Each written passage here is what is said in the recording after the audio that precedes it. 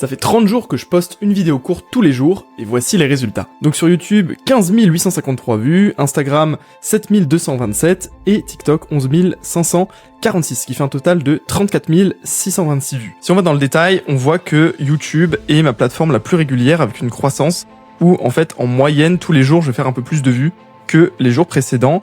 Instagram, c'est plutôt une pente descendante, le nombre de vues décroît en fait en moyenne chaque jour, et TikTok c'est un peu la même chose, même si c'est un peu moins flagrant.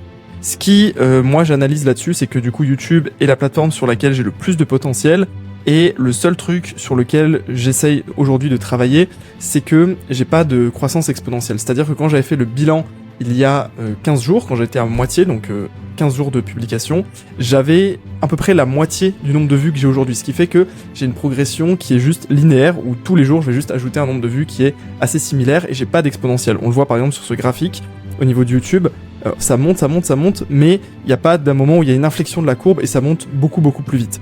Et c'est la même chose pour l'ensemble des plateformes.